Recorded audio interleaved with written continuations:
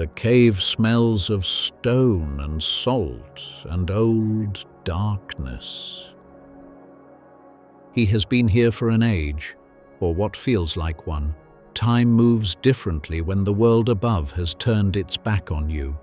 The rock was split to receive him, and split it was, with precision, with intention, with the cold deliberation of gods who had finally had enough. The entrails of his own son Narfi were used to bind him, because the gods wanted him to feel it, because they wanted the punishment to carry the particular weight of what he had made them do. Above him, a serpent is fixed to the rock. It does not move. It does not need to. It simply waits. As he waits, dripping its venom into the bowl his wife Sigyn holds above his face. She has been holding it for longer than any story fully measures. She does not leave. She will not leave. But the bowl fills. And when she turns to empty it, even for a moment, even with all the love she carries, the venom falls, and the earth shakes. Every earthquake, every time the ground shudders beneath the world, that is Loki, in the dark, in the cave, in the chains that were made from the love he destroyed. He was the cleverest mind in all of Asgard. He was also the reason the world is ending. Welcome to Aeonkeep, where the ancient legends live. Today, the complete mythological arc of Loki, trickster, father of monsters, engineer of the gods' greatest grief, and the prisoner whose eventual freedom will unmake creation itself.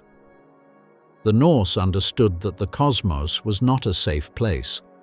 Their cosmology, recorded most completely in Iceland during the 12th and 13th centuries CE, in the poems of the Poetic Edda and the prose compilations of Snorri Sturluson's Prose Edda, described a universe in active, irreversible decline. The world tree Yggdrasil is being gnawed from beneath. The gods themselves are mortal. Ragnarok, the fate of the gods, is not a possibility. It is a certainty. Into this cosmology, the Norse placed Loki, not as a simple villain, not as a rebel with hidden nobility, but as something far more unsettling, a figure who was genuinely necessary to the gods and genuinely dangerous, and who demonstrated, through the full arc of his story, that those two things were always inseparable. Loki is described in the Prose Edda as Asgard's most beautiful, most cunning, and most unreliable inhabitant. He is counted among the Aesir, the principal Norse gods, but he is not one of them by birth. His father is the giant Farbauti. His mother, in most sources, is Laufey. He belongs fully to neither world, and this is not incidental. It is the engine of everything he does. He arrived among the gods the way the most dangerous things always do, useful. The Norse myths do not record a single dramatic moment at which Loki joined the Aesir. What they record instead is a presence that was simply there, from the beginning, alongside Odin and Thor and the rest of the assembled powers of Asgard. He is called Odin's blood brother in several sources, bound to the All-Father by some ancient oath whose precise terms are never spelled out. This ambiguity is itself characteristic. Loki's relationships are always slightly undefined. His loyalty is always slightly negotiable. His intelligence was lateral, improvisational. He found the gaps in systems before anyone else knew the gap was there. The gods needed that. When a disguised giant, a Hrimthus, a frost giant in concealment, offered to construct walls around Asgard capable of withstanding any assault. He set his price at the sun, the moon, and the goddess Freya. The gods, certain no single man could raise such walls in time, agreed. The builder produced a horse of supernatural capability, and the walls began to rise faster than anyone had anticipated. When completion seemed inevitable, and with it the impossible price, the gods turned to Loki. He transformed himself into a mare, lured the builder's stallion away, and broke the arrangement from the inside. The walls went unfinished. The builder lost his claim. Loki also bore a child from that encounter. The stallion caught him before he escaped, and in due course Loki, still in mare form, gave birth to an 8-legged foal named Sleipnir. The Prose Edda records that he returned to Asgard with the horse, who in time became Odin's steed. It offers this without embarrassment or extensive commentary. It is simply something Loki did. The extraordinary was ordinary where he was involved. When the dwarf craftsmen Sindri and his brother Brokkr set out to forge gifts that would surpass any made in the 9 worlds, Loki had wagered his own head against their success. They worked through 3 forgings: the ring Draupnir, the boar Gullinbursti, and finally Mjolnir, the hammer of Thor. Through each forging, Brokkr worked the bellows while Sindri shaped the metal.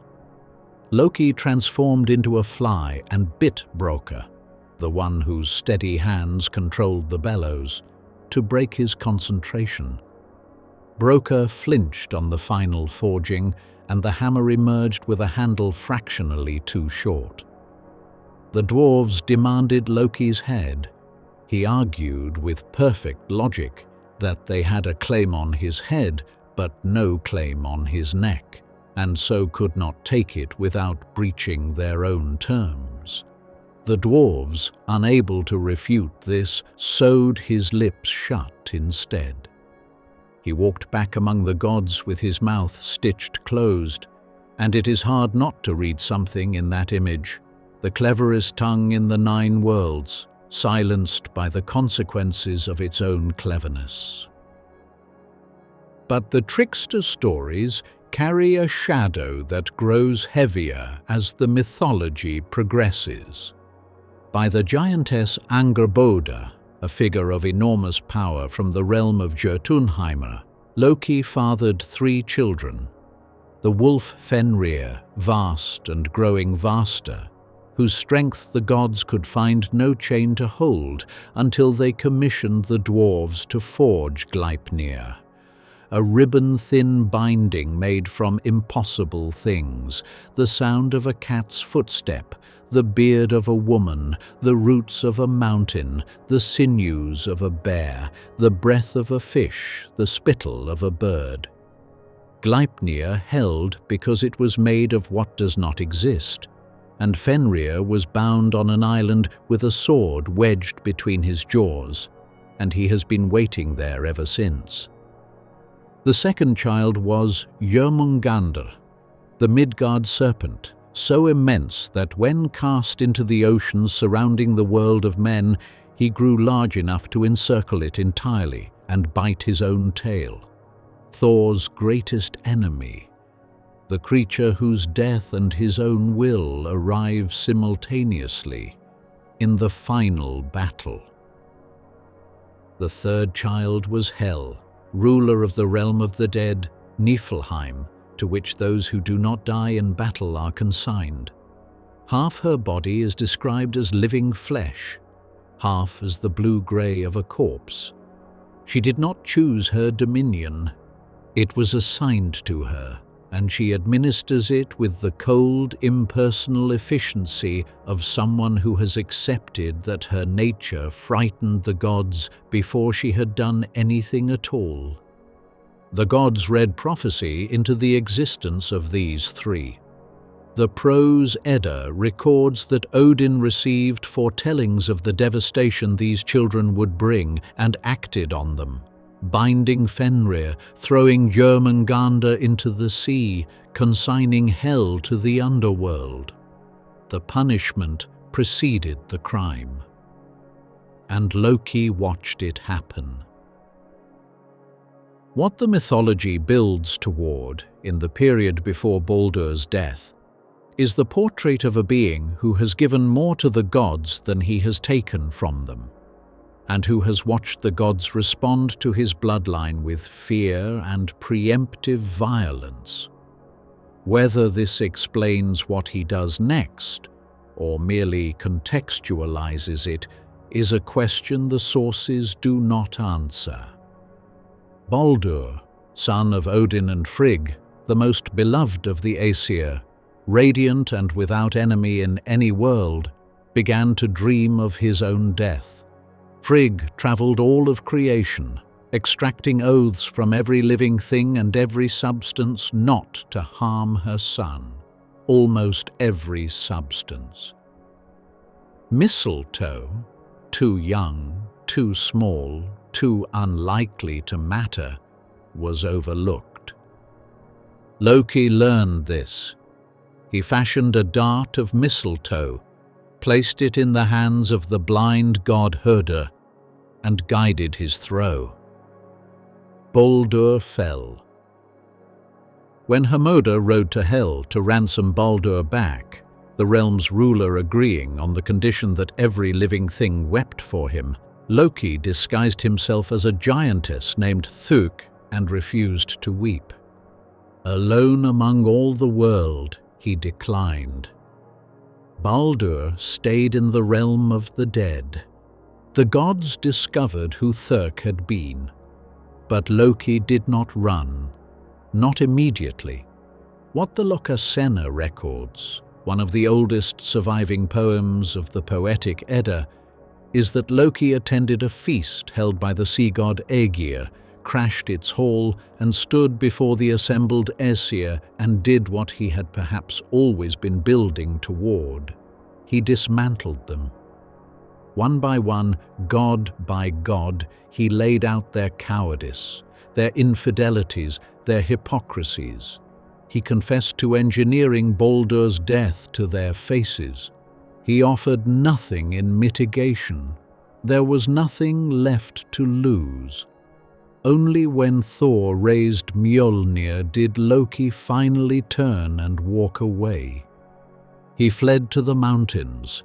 He built a house with doors on all sides to see what was coming. He transformed into a salmon and hid in a waterfall river below. But when he heard the gods approaching, he had been sitting by the fire, contemplating how a net might be made. And he cast the net into the flames and dove into the river. Kvasir, the wisest being in the world, saw the ash impression of the net in the fire and understood what it was for. A net was made from the pattern.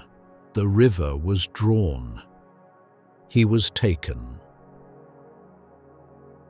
They bound him in the cave with the entrails of his son Narfi. Above him, the serpent. Beside him, Sigyn. The prose. Edda says almost nothing about Sigyn beyond her name and her act. She appears with the bowl. That is what she does. That is all the text gives us. And yet there is more compressed into that image than many more elaborately narrated moments in the mythology. A woman who chooses to remain in the dark beside the author of so much grief. She turns away to empty the bowl. The earth shakes. Our primary sources for Loki's myth are the Poetic Edda, a collection of Old Norse poems preserved in the Icelandic manuscript known as the Codex Regius, dated to approximately 1270 CE, and Snorri Sturluson's Prose Edda, composed around 1220 CE as a handbook for Icelandic poets.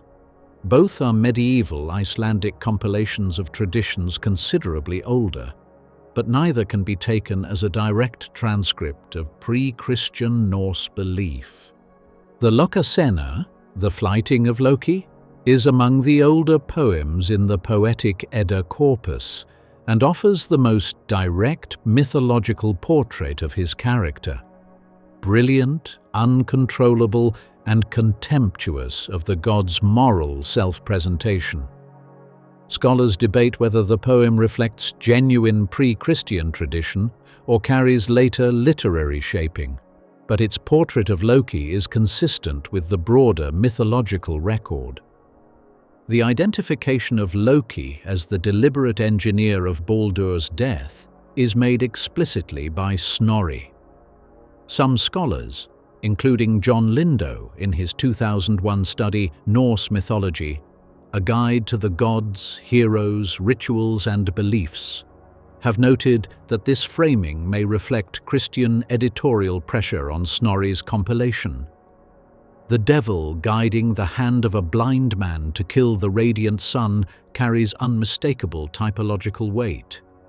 The earlier Völuspá, one of the oldest surviving Eddic poems, mentions Loki in connection with Baldur's death, but without unambiguously assigning deliberate agency.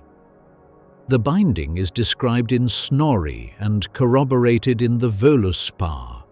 The use of Narfi's entrails is Snorri's detail. The Sigyn episode is Snorri's. What is absent from all ancient sources is any suggestion of Loki's redemption, hidden heroism, or moral evolution. The popular culture version, particularly as rendered in contemporary film, projects onto him a narrative of misunderstood rebellion that has no ancient basis whatsoever. The Norse told a story about necessity and danger being inseparable. Loki was indispensable, and the things that made him indispensable were the same things that made him catastrophic. His cunning could not be calibrated. His restlessness could not be aimed and then holstered. The gods used him, feared him, used him again, and finally paid the price they had always known was coming. What the story refuses to do is distribute the blame cleanly. Loki destroys Baldur, but Odin bound his son Fenrir before the wolf had done anything wrong. The gods made the world's most dangerous enemy by treating him as one before he was. The question the myth leaves open, and refuses to resolve, is whether Loki became what the gods feared, or whether the gods made what they deserved. The chains in the cave hold, for now, but the Völuspá is already written, and in it, the ship Naglfar, made from the fingernails of the unburied dead, sails at last, and the chains break, and Loki stands at its helm. If you want to go deeper into the ancient world, Aeonkeep mythology ebooks explore these ancient myths in full, the stories, the gods, and the worlds that shaped them. You'll find the link in the description. This legend has been told. Subscribe and return to Aeonkeep. More legends await.